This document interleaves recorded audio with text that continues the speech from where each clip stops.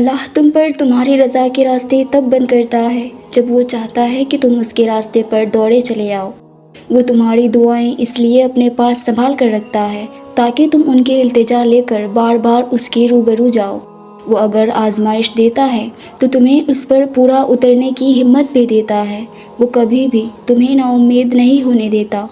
یہ آزمائش تو بس تمہارا اندر مضبوط کرنے کو آتی ہے تاکہ اپنے رب پر کامل یقین رکھو کہ اس کے ہر کام میں حکمت ہے، اور جب اس کی حکمت سامنے آتی ہے تو لوگوں کی تدبیریں اور تمہاری پریشان کر دینے والی خواہشیں سب الٹی ہو جاتی ہے۔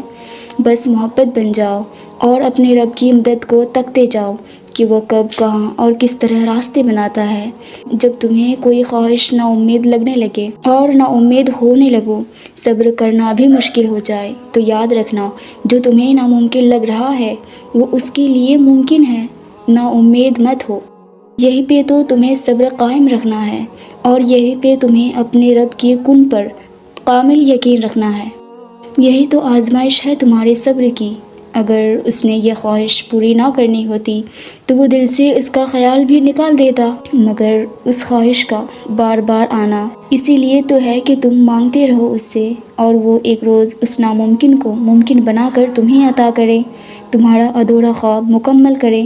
ایک روز تمہاری آنکھیں دعاؤں کی قبولیت دیکھیں گی، یقین رکھو اپنے رب پر۔ آزمائش تبھی شروع ہوتی ہے جب کوئی چیز جان سے زیادہ پیاری ہو جاتی ہے، جب اس چیز سے خود سے زیادہ محبت ہو جاتی ہے۔ پھر اللہ اس محبت کا امتحان لیتا ہے کہ آخر اس چیز کے لیے تم کتنا صبر کر پاتے ہو، کس جنون کی حد تک پہنچ پاتے ہو، اور سب سے بڑھ کر یہ کہ کیا تم اللہ کی رضا میں راضی رہ پاتے ہو۔ اللہ کو ہماری عبادت کی ضرورت نہیں ہے، اس کی عبادت کے لیے تو سارا جہان ہے۔ وہ تو بس تم سے محبت چاہتا ہے، جس محبت کا وہ حقدار ہے، کیا تم اسے وہ محبت دے پاتے ہو۔ آزمائش تو مختصر سی ہوتی ہے، پھر وہ ہر چیز دگنی کر کے واپس کر دیتا ہے، مگر تم یہ بات سمجھنے میں بہت دیر کر دیتے ہو، تبھی تو تم اکثر بے سکون رہتے ہو۔ امتحان تو کبھی بھی ختم ہو جاتی ہے جب تم آگے بڑھنا سیکھ جاتے ہو۔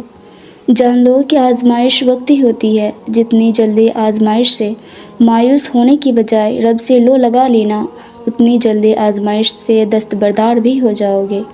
ایک بات ہمیشہ یاد رکھنا، ہزاروں مسائل کا ایک ہی حل ہے، اور وہ ہے توکل۔ جہاں توکل ہو وہاں شکوے نہیں ہوتے، جہاں توکل ہو وہاں دل کبھی بھی بے سکون نہیں ہوتا۔ اگر پھر بھی لگتا ہے کہ اب ہمت باقی نہیں، تو جان لو وقت آزمائش اب ختم ہونے کو ہے۔ اللہ پاک مختلف ذریعوں سے آزماتا ہے، کبھی لے کر تو کبھی دے کر، مگر یاد رکھو کہ آزماتا انہیں ہی ہے جنہیں وہ اپنے قرب سے نوازنا چاہتا ہے۔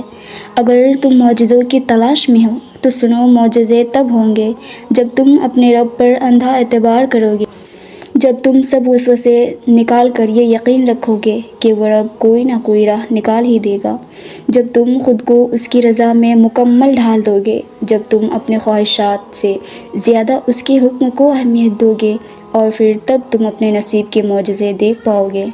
اللہ جہاں سے چاہے نصیب پلٹ دے، اس کی قدرت تمہاری سمجھ سے باہر ہے، مگر ہاں وہ جانتا ہے کہ کس کے لیے صبر کرنا کتنا مشکل ہو رہا ہے۔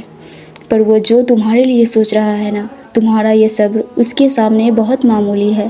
جس چیز کے لیے اللہ تعالیٰ تمہارا امتحان لیتا ہے، اختتام میں وہ اسی چیز کو بہترین بنا کر تمہارے لیے صلہ لکھ دیتا ہے۔ اور وہ رب یہ بھی جانتا ہے کہ تم معجزوں کے انتظار میں ہو، تمہاری آنکھیں بھلے ہی اس کو نہیں دیکھ پاتی، مگر تم ہر لمحہ اس کی نگاہ میں ہو۔ قرآن گواہ ہے کہ وہی ہے جو جلاتا ہے اور مار ڈالتا ہے، پھر جب وہ کسی کام کا کرنا مقرر کرتا ہے تو اسے صرف یہ کہتا ہے کہ ہو جا، اور وہ بس ہو جاتا ہے۔ اللہ سورہ بقرہ میں فرماتے ہیں کہ ہم دیکھ رہے ہیں بار بار تمہارا آسمان کی طرف منہ کرنا، تو ضرور ہم تمہیں پھیر دیں گے اس کی طرف جس میں تمہاری خوشی ہے۔